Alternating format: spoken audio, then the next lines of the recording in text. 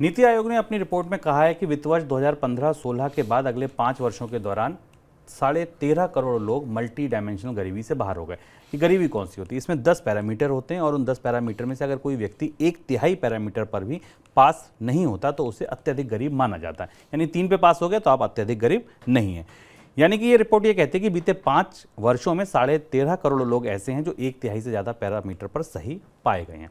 Sir, Covid आया, Covid में तो लोग और ज़्यादा गरीब हो गए, नौकरियां गई, पलायन हुआ, तो उसके बाद भी ये गरीबी से बाहर कैसे निकले? ये आंकड़ा महत्वपूर्ण है। Multi dimensional poverty United Nation development council programme का एक फार्मूला है। इस फार्मूले में केवल आर्थिक रूप से गरीबी की नापजोख नहीं की जाती, बल्कि कई सारे और भी पैमाने हैं जिन पैमानों पर नापजोख की जाती है। और ये बात इस रिपोर्ट के आने के बाद बहुत सारे लोगों के दिमाग में सवाल आया कि जिस दिन 2 सालों में भारत में गरीबी सबसे ज़्यादा बढ़ी, सारे सरकारी गैर सरकारी आंकड़ों ने बताया कि लोगों की तनख्वाहें खत्म हुई, बेरोजगारी की दर रिकॉर्ड लेवल पर रही, उस दौरान भारत में गरीबी में कमी कैसे आई? तो इस पैमाने में जो इस इंडेक्स में जिन चीज़ों को शामिल किया जाता है, उसमें ऐसा लगता है कि सरकार के जो आंकड़े थे उनको आधार बनाया गया। जैसे कि भारत में कई लोगों को गैस सिलेंडर मिलना, हाउसिंग की सुविधाएं मिलना, न्यूट्रिशन अनाज की आपूर्ति किया जाना, सैनिटेशन की सुविधाएं, मैटरनल हेल्थ, स्कूलिंग, इस तरीके के जो पैमाने थे, इन पैमानों के आधार पर भी गरीबी नापी जा सकती है।